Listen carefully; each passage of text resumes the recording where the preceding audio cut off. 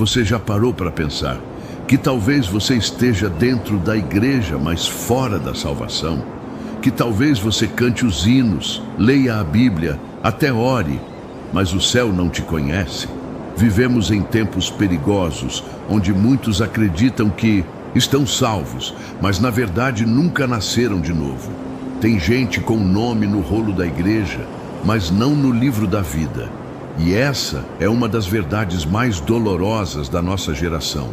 A maioria dos que se dizem cristãos hoje não estão salvos, de verdade.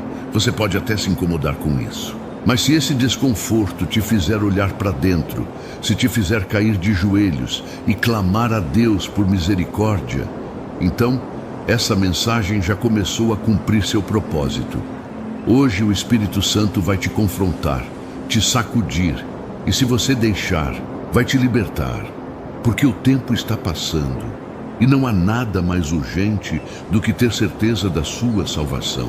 O que mais vemos hoje são multidões dentro das igrejas, vozes afinadas entoando cânticos, mãos erguidas no momento da adoração, cultos lotados, programações bem organizadas, ministérios atuantes, mas corações vazios de arrependimento, ausentes da presença real de Cristo. O cenário parece vibrante, mas espiritualmente muitos estão mortos por dentro. A fé moderna, em muitos lugares, tornou-se um espetáculo, tornou-se uma forma de religião que conforta, mas não confronta, que anima, mas não transforma, que emociona, mas não salva. Cristãos estão sendo enganados por uma fé de fachada, uma fé de aparência, mas que não tem raiz na cruz. Há um perigo silencioso que percorre os corredores de muitos templos, o da falsa segurança espiritual. As pessoas pensam que estão bem com Deus simplesmente porque frequentam uma igreja, participam de cultos ou até lideram ministérios. Mas a Bíblia nunca ensinou que a salvação vem por atividades religiosas.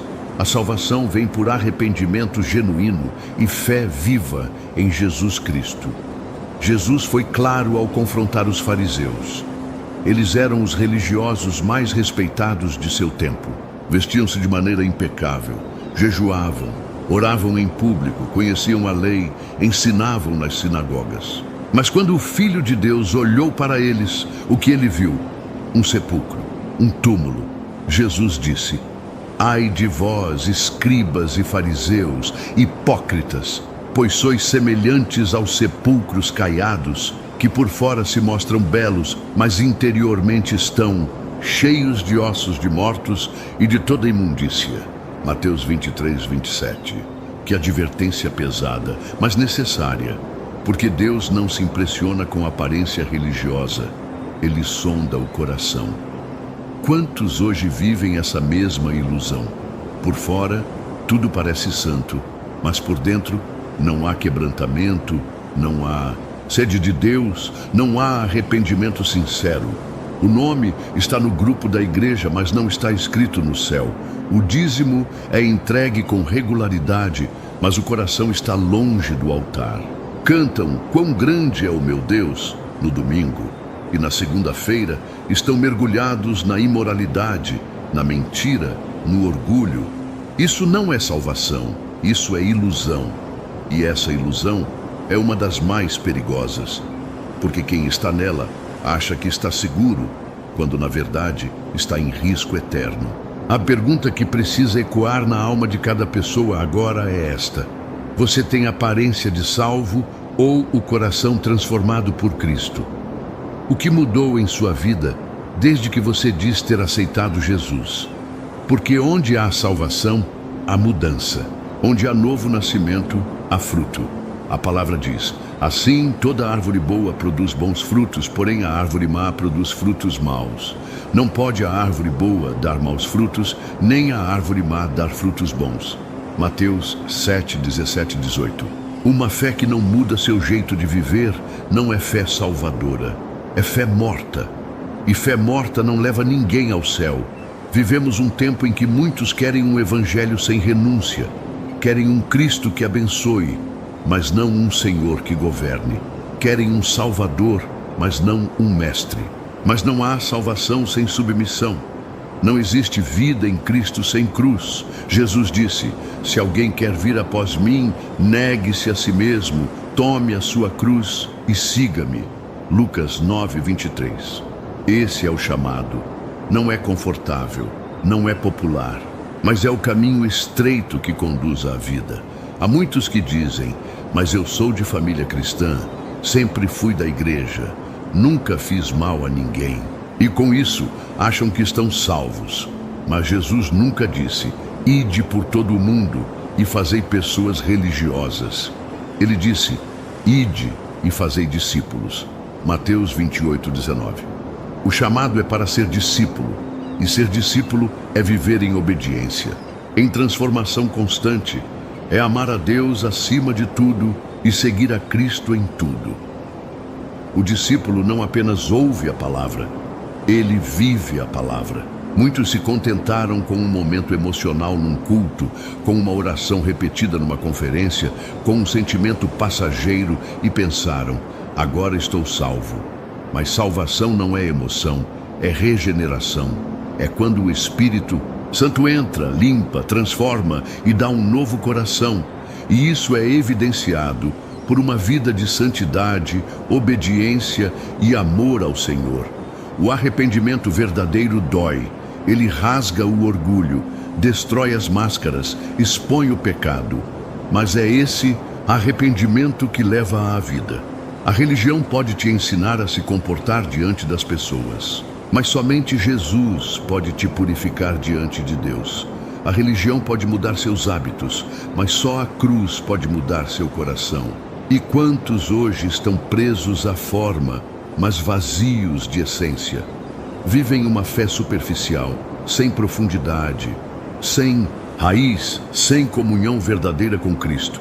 Essa é a geração dos cultos lindos, mas sem lágrimas de arrependimento. Dos louvores altos, mas corações frios. Das pregações motivacionais, mas sem confrontação do pecado. E por isso, a maioria dos cristãos hoje não estão salvos. Porque não foram confrontados com a verdade, não foram levados à cruz, foram apenas embalados por uma religião confortável, que não exige mudança, que não fala de juízo, que não alerta sobre o inferno.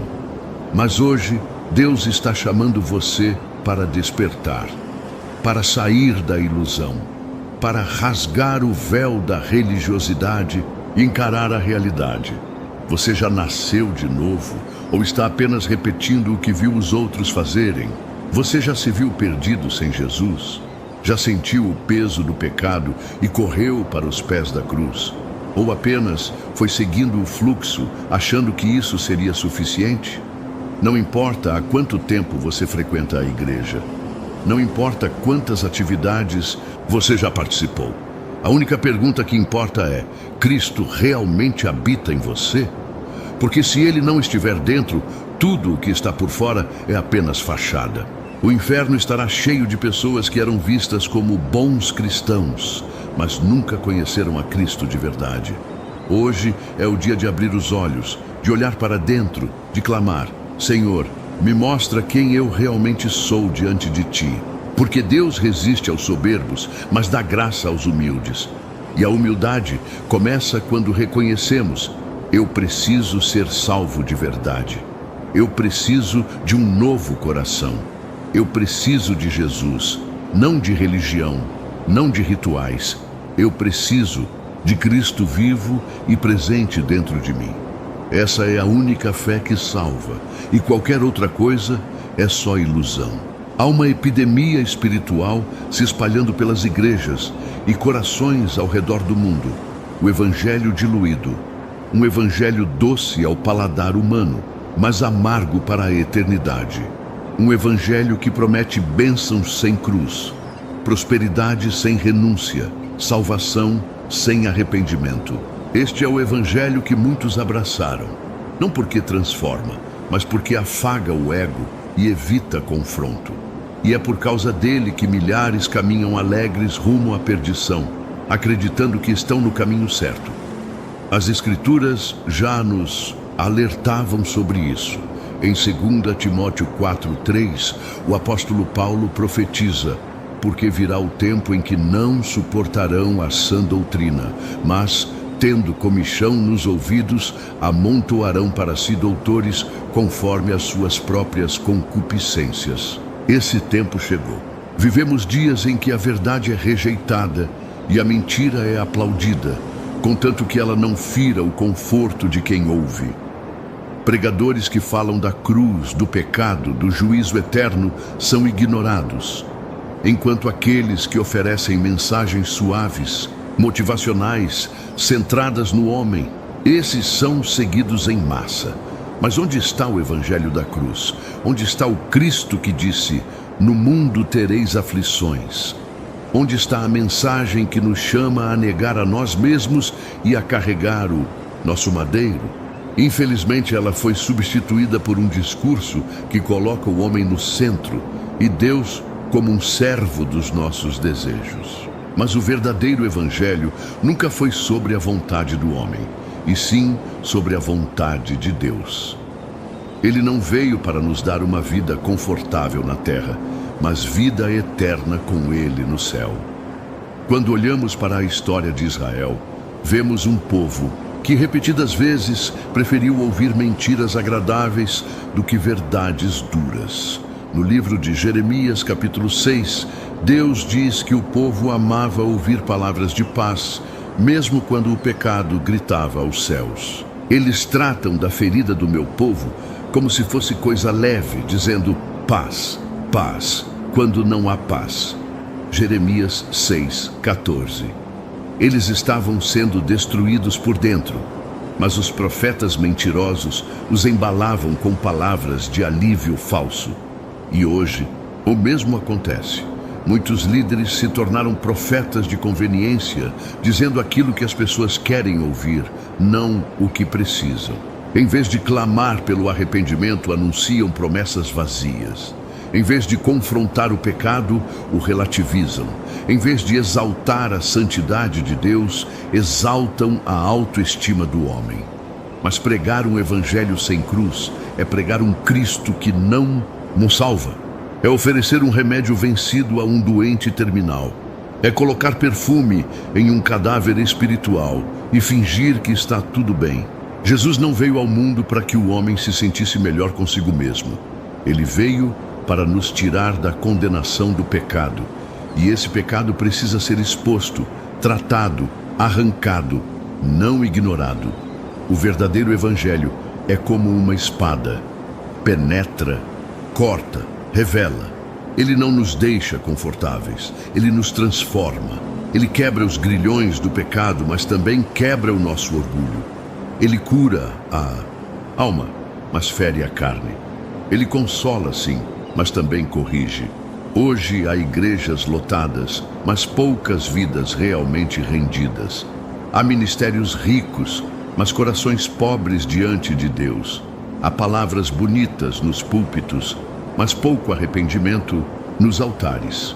E tudo isso porque o evangelho foi diluído, misturado com o açúcar da aceitação cultural, com o fermento da autossuficiência humana. E o resultado é uma fé fraca, instável, que não resiste à prova. Pessoas que aplaudem o nome de Jesus num culto, mas o negam com suas atitudes no dia seguinte. Corações que se comovem com uma música, mas não se comovem com a santidade do Senhor. Há um Cristo sendo pregado nos altares de hoje que não é o Cristo da Bíblia. É um Cristo emocional, sentimentalista, que está sempre sorrindo, que nunca julga, que nunca cobra, que nunca corrige. Um Cristo que só quer nos ver felizes, mas não exige pureza. Um Cristo que promete vitória sem luta, graça sem santidade, céu sem novo nascimento. Mas esse Cristo é fabricado pelo coração humano e não pode salvar ninguém. O Cristo da Bíblia chamava pecadores ao arrependimento, não à autoaceitação. Ele confrontou a mulher samaritana sobre seus relacionamentos, expulsou os cambistas do templo, chamou Pedro de Satanás, quando este tentou desviá-lo da cruz. Esse é o Cristo que liberta, o que diz a verdade mesmo quando dói. E essa é a mensagem que precisamos urgentemente voltar a pregar, porque sem ela estamos apenas enganando as pessoas com um bilhete falso para o céu. Não podemos continuar tratando o pecado como algo leve. Não podemos oferecer conforto onde Deus está pedindo mudança. Não podemos trocar a presença do Espírito por aplausos humanos. Há muitos hoje que se sentem bem nos cultos, mas que não estão bem diante de Deus. E o evangelho diluído é o principal responsável por isso. O apelo do evangelho não é venha e sinta-se melhor. É venha e morra para o mundo. Não é Deus quer te fazer feliz. É Deus quer te fazer santo. Não é Ele vai realizar seus sonhos. É Ele quer cumprir o propósito dele na sua vida. E esse propósito começa com uma cruz, com renúncia, com quebrantamento. Se não há cruz, não há Cristo. E se não há Cristo verdadeiro, não há salvação. É tempo de examinar o que temos chamado de evangelho. É tempo de voltar à palavra, de ouvir o que Deus realmente diz, não o que desejamos que Ele diga. Porque no final não será o conforto da multidão que salvará sua alma. Será o sangue de Jesus, aplicado a um coração verdadeiramente arrependido e transformado. Se você está seguindo um Cristo que não te confronta, que não te chama à santidade, que não incomoda seu pecado, cuidado. Pode ser que você tenha se apegado a uma ilusão, não à verdade. A Bíblia não foi escrita para ser popular. Foi escrita para nos conduzir à eternidade.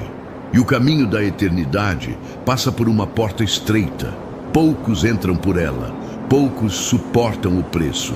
Mas é a única porta que leva à vida. E essa porta está aberta hoje. Mas só passa por ela quem rejeita o evangelho diluído e se entrega ao evangelho verdadeiro, aquele que começa na cruz e termina na glória. A fé sem frutos é morta. A fé verdadeira é viva, operante e transformadora. Ela não se limita às palavras que dizemos, nem às emoções que sentimos em um culto. Ela é revelada no que fazemos quando ninguém está olhando. Ela se manifesta nos frutos que nossa vida produz dia após dia. Tiago foi direto ao dizer: assim também a fé, se não tiver obras, é morta em si mesma. Tiago 2,17. Não há espaço para engano. Uma fé que não gera frutos é uma fé que não tem raiz. E uma fé sem raiz não salva. Hoje, o que mais ouvimos são declarações de fé vazias. Pessoas dizem: eu creio em Deus, eu tenho fé, eu sou cristão. Mas quando olhamos para os frutos, o que encontramos? Egoísmo, imoralidade, mentira, orgulho, desobediência, frieza espiritual. Como isso é possível? Como alguém pode declarar que crê em Jesus e ao mesmo tempo viver uma vida que contradiz tudo o que ele ensinou? A resposta é simples, mas assustadora, porque há fé nos lábios, mas não há conversão no coração. Jesus ensinou que conheceríamos a árvore pelos frutos, não pelos ramos, nem pelas folhas, nem pelas flores, mas pelos frutos. Mateus 7, 16, 20. E o fruto não mente. O fruto revela a natureza da árvore. Não importa o quanto uma árvore diga que é boa. Se seus frutos são podres, sua raiz está comprometida. O mesmo acontece com a fé. Não importa quantas declarações a pessoa faça. Se a vida não acompanha, a fé é falsa. A história do jovem rico é um exemplo perfeito disso.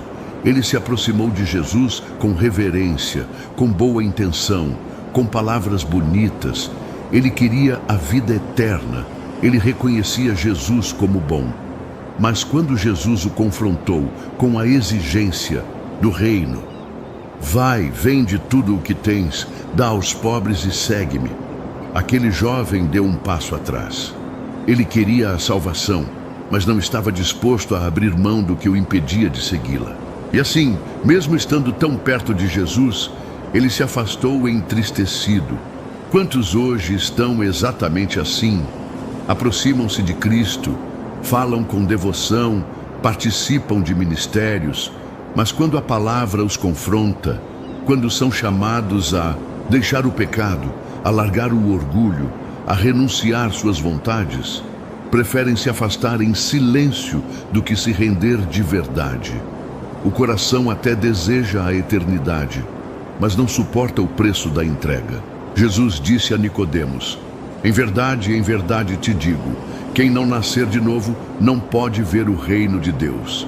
João 3:3. Isso significa que não basta reformar a vida, é preciso nascer de novo. Não basta mudar hábitos, é preciso mudar de natureza. Não basta melhorar por fora, é preciso ser regenerado por dentro. O novo nascimento é uma obra do Espírito, não uma decisão emocional, nem um costume religioso. É uma transformação radical que muda a mente, os desejos, o caráter, o propósito. Se uma pessoa diz que tem fé, mas continua amando o pecado, cultivando rancores, mentindo, vivendo em desobediência, sem temor a Deus, essa fé está morta. Porque a fé verdadeira nos leva a odiar o pecado, a buscar a santidade, a desejar agradar a Deus acima de tudo. Não significa perfeição, mas significa transformação constante. Uma vida que está sendo moldada pelas mãos do oleiro, dia após dia. O problema é que muitos hoje confundiram fé com intenção. Dizem: eu tenho fé, só estou passando por um momento difícil. Eu creio, só ainda não mudei completamente. Mas se a fé não está produzindo fruto, se não há sinal de vida nova, então talvez o problema não seja o tempo, mas a raiz. Porque a fé verdadeira, ainda que pequena como um grão de mostarda, carrega em si o poder de crescer, de romper, de transformar tudo ao seu redor. Estamos vendo uma geração que aprendeu a falar sobre Jesus, mas não a andar com Ele. Que sabe o que é certo, mas não pratica. Que ouve a palavra, mas não a obedece. Jesus contou uma parábola sobre isso. 2 homens construíram casas, um sobre a rocha, outro sobre a areia. Ambos ouviram a mesma palavra. Mas o que construiu sobre a rocha foi aquele que ouviu e praticou. Mateus 7, 24 e 27. A diferença entre os dois não estava no que ouviram, mas no que fizeram com o que ouviram. E aqui está o alerta. Não é o quanto você conhece da Bíblia, mas o quanto ela transformou sua vida. Não é o quanto você diz que ama a Deus, mas o quanto suas atitudes revelam esse amor. Porque a fé verdadeira não se contenta com aparência. Ela clama por autenticidade, ela é visível. Ela muda a forma como você trata as pessoas, como lida com o dinheiro, com os relacionamentos, com a tentação. Ela afeta tudo. O apóstolo João escreveu: aquele que diz que está nele também deve andar como ele andou. 1 João 2:6. Não existe fé viva separada de obediência. Não existe fé verdadeira que não resulte em uma vida diferente. O Evangelho não é uma crença teórica. É um chamado à transformação visível. E essa é a razão por que muitos, mesmo dentro das igrejas, ainda não estão salvos. Porque falam de fé, mas vivem na velha natureza. Porque dizem que creem, mas não perdoam. Falam de amor, mas alimentam o ódio. Cantam louvores, mas vivem na desonestidade. Frequentam os cultos, mas não têm fome da palavra. Tudo isso revela que há um abismo entre o que dizem crer e o que vivem. E esse abismo é a evidência mais clara de que a fé está morta. Mas ainda há esperança. Porque o mesmo Deus que confronta também transforma. O Espírito Santo está pronto para fazer nessa vida onde hoje só há folhas secas. Está pronto para tirar a fé morta e plantar uma fé viva, que frutifica, que cresce, que glorifica a Deus em cada detalhe. Mas é preciso entregar-se. É preciso parar de fingir, parar de maquiar a fé e clamar: Senhor, me dá uma fé viva, que te honre, que me transforme e que produza frutos que permaneçam. Porque o céu não será habitado por crentes de aparência, mas por discípulos cheios de frutos. E se hoje sua árvore está seca, clame ao agricultor celestial.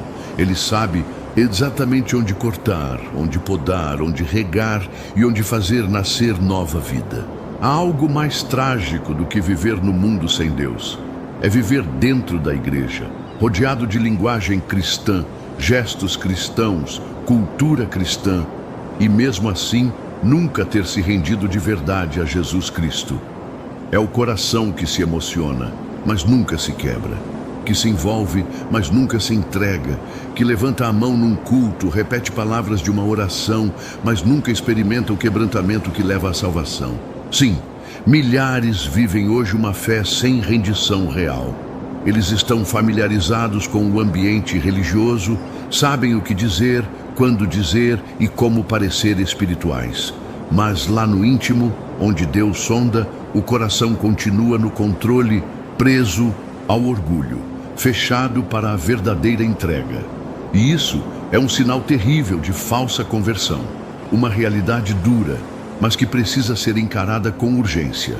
A Bíblia nos mostra um exemplo claro desse tipo de coração. Simão, o mágico. Ele estava entre os que ouviam a pregação de Filipe. Ele viu os milagres, ficou maravilhado com o poder que fluía dos discípulos e até se batizou. Sim, Simão foi batizado. Publicamente ele declarou que cria, mas o coração dele nunca foi rendido ao Senhor. Quando viu que pela imposição das mãos dos apóstolos o Espírito Santo era concedido, Simão ofereceu dinheiro para receber aquele poder. Ele não queria Deus, ele queria o que Deus podia dar. Ele queria o poder, mas não o senhorio de Cristo. Ele queria os dons, mas não a renúncia. Pedro, cheio do Espírito Santo, discerniu seu coração e disse: teu coração não é reto diante de Deus. Estás em fel de amargura e laço de iniquidade. Atos 8, 21, 23. Essa é a condição de muitos hoje. Participam de batismos, tomam a ceia, frequentam cultos, levantam as mãos, mas o coração permanece no fel da amargura e no laço da iniquidade. Não houve nova vida, não houve arrependimento genuíno, não houve aquele choro que vem quando a alma percebe a gravidade do pecado e a santidade do Salvador. Tudo o que houve foi uma conversão superficial de palavras, de aparência, mas não de essência. Há pessoas que passam a vida inteira acreditando que são salvas, porque fizeram parte de um evento, repetiram uma frase ou foram aceitas por uma comunidade cristã, mas nunca foram confrontadas de verdade com a cruz. Nunca enfrentaram o peso do pecado com temor. Nunca se dobraram diante de Deus com lágrimas verdadeiras, dizendo: Senhor, tem misericórdia de mim, pecador. Lucas 18:13. Nunca houve aquele momento em que o orgulho se quebra, a altivez desmorona e a alma se entrega inteira nas mãos do Salvador. A falsa conversão é sorrateira, ela imita tudo, exceto a rendição. Ela canta, ora, serve, mas não se rende. É como um vaso bonito por fora, mas vazio por dentro. É como um altar construído, mas sem fogo. E esse tipo de fé não resiste ao dia da provação. Quando vier a tribulação, a perseguição, o deserto espiritual, aquele que não se rendeu de fato se afasta, porque nunca foi enraizado em Cristo. Jesus falou sobre isso na parábola do semeador. Há uma semente que cai entre as pedras. Ela até germina rápido, parece que está indo bem, mas não tem raiz profunda. E quando vem o sol quente, ela seca. Assim são os que ouvem a palavra e se alegram, mas não têm profundidade.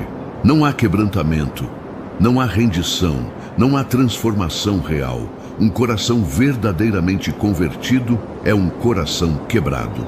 Não no sentido de destruído, mas no sentido de humilde diante de Deus. É alguém que olha para a cruz e entende: fui eu quem merecia estar ali. Fui eu quem deveria carregar aquela dor. Fui eu quem ofendia a santidade do Criador.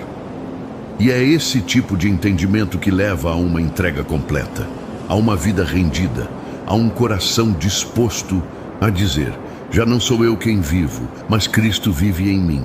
Gálatas 2:20.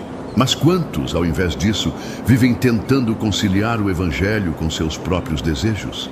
Querem Jesus, mas também querem o mundo. Querem o céu, mas não querem largar os pecados secretos. Querem a paz de Deus, mas não estão dispostos a abrir mão da vaidade, do orgulho, da soberba, do controle da própria vida. Não entendem que o verdadeiro Evangelho é rendição total. É morrer para si mesmo. É dizer: Senhor, eu me entrego, não do meu jeito, mas do teu. Já houve um momento em sua vida em que você chorou pelos seus pecados? Não apenas se sentiu mal, mas foi quebrado por dentro, reconhecendo que feriu o coração de Deus? Já houve um momento em que você desejou mais a presença de Deus do que qualquer elogio, reconhecimento ou conquista humana? Já houve um instante em que você percebeu que nada neste mundo poderia te satisfazer como o amor de Cristo? Se a resposta é não, então talvez o que existe em você seja apenas uma religião, uma prática, um hábito, mas não uma conversão real. Porque quando o Espírito Santo entra, ele não apenas consola, ele transforma. Ele mostra quem somos, nos convence do pecado, nos chama ao arrependimento e nos leva à cruz. E depois da cruz, nunca mais somos os mesmos. Se você chegou até aqui, eu não acredito que foi por acaso. Talvez entre milhões de vídeos, Deus tenha permitido que exatamente este aparecesse para você hoje. Então, antes de sair, escute isso. Se esta mensagem falou ao seu coração, inscreva-se agora no canal. Porque aqui, cada vídeo pode ser a palavra que Deus quer entregar à sua vida no momento certo. Curta este vídeo para que esta mensagem rompa as barreiras do algoritmo e alcance pessoas que estão sofrendo em silêncio. Compartilhe com alguém que precisa ouvir esta palavra urgentemente. Talvez, neste exato momento, exista alguém perto de você orando por um sinal. E Deus pode usar você como resposta. Agora, quero te convidar a fazer algo importante. Desça até os comentários e escreva seu pedido de oração. Ou simplesmente escreva: ore por mim. Nós vamos ler seu comentário e orar por sua vida, sua casa e sua família. Lembre-se, mesmo quando tudo parece em silêncio, Deus continua trabalhando. E a sua vitória pode estar mais perto do que você imagina. Que o Senhor abençoe sua vida e sua família. Até o próximo vídeo.